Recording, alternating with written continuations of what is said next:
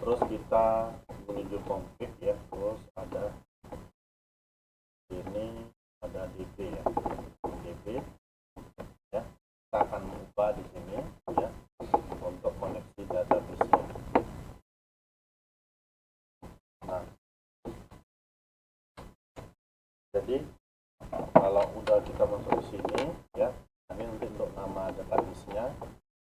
Nah, selanjutnya kita harus buka namanya php my admin ya. Nah, sini kita buat localhost slash php my admin. Nah, ini masuk buka ya. Oke, ini kita klik ya, kita buka ya.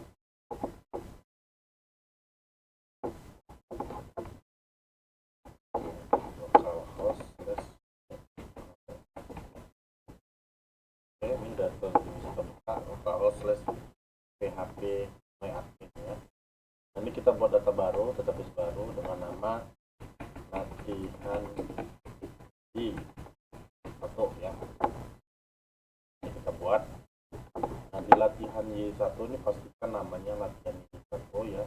Adik-adik bisa langsung copy di sini ya. Terus ya. Nah, terus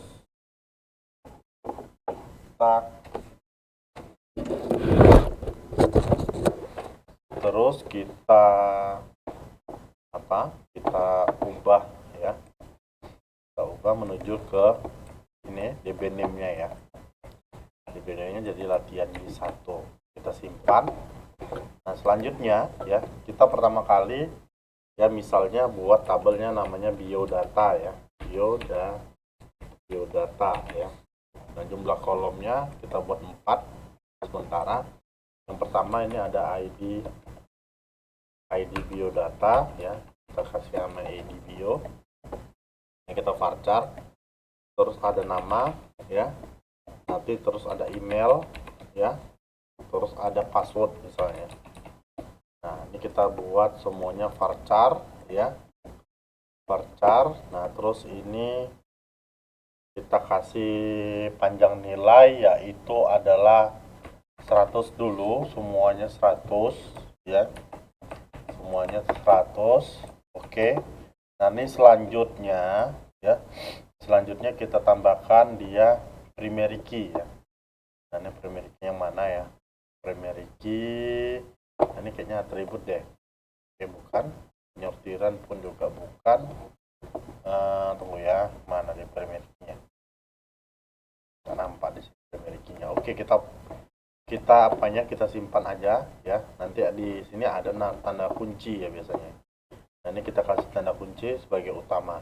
Oke, pastikan kita udah kasih kunci dan ini sudah. Nah, dan nanti kita akan mungkin kita pastikan juga sudah ya. Jadi nanti di ini biasanya defaultnya, kalau defaultnya di exam.pp ini username ya, passwordnya ini kosong. Tapi kalau di kita web server nih pasti kita akan berubah ya, username-nya ngikuti dari username server kita.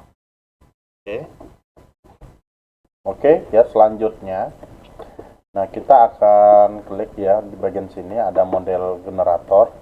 Nah, terus nanti di sini udah secara default akan terisi ya.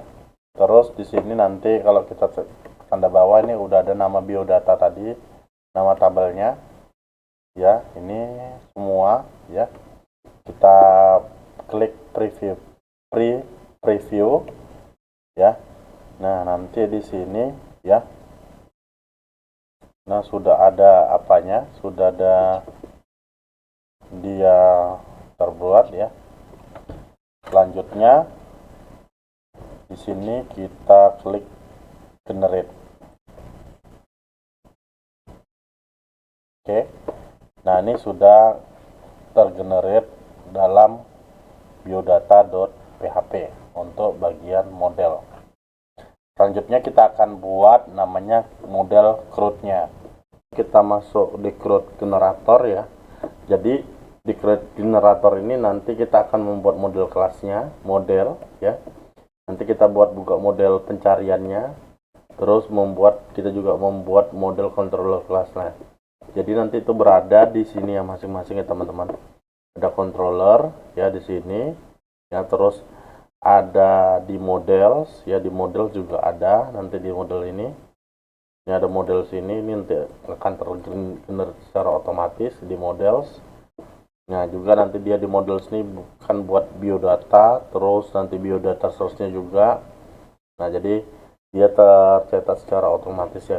Selanjutnya kita pijit preview ya. Di preview ini nanti akan tercreate ini semua ya teman-teman ya. Ada biodata controller, biodata source, untuk formnya juga sama. Ya, ini juga source, create, index, update dan lain-lainnya. Kalau sudah ya, kita tinggal pijit generate. Nah, jadi Kalau udah di generate, dia nanti di sini ada tulisan done, berarti sudah sukses di generate ya. Jadi kalau kita mau lihat ya, di sini nanti mencoba filenya ya, kita bisa kunjungi ya. Nah ini dia di basic ya, basic ya, terus dia di web ya, dia di web, terus ada index ya, nanti R ya, R nya adalah biodata, karena tadi clause-nya adalah biodata ya, biodata slash index. Nah, jadi untuk form yang tadi yang udah tercreate, dia berada di sini ya. Jadi nanti kita tinggal bisa ya untuk mengcreate biodata ya. Di sini dia ID-nya misalnya 445, nama misalnya Julius ya, Julius misalnya, email ini @ig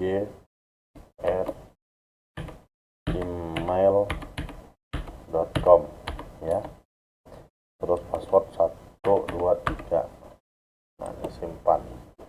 Nah jadi dia akan langsung tersimpan ya di namanya di database ya. Kalau kita lihat di sini database ya, di sini kita jelajahi.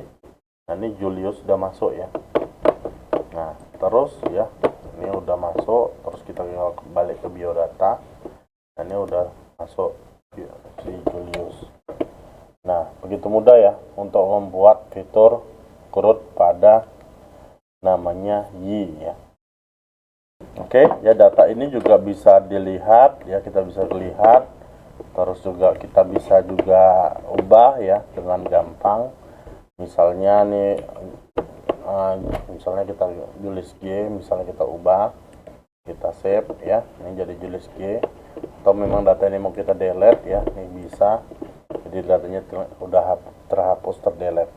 Nah jadi begitu gampang ya teman-teman untuk membuat namanya fitur CRUD pada YII ya. Cukup sekian dan terima kasih, harap klik like dan supportnya dan subscribe ya pada channel kita hari ini. Cukup sekian dan terima kasih. Assalamualaikum warahmatullahi wabarakatuh.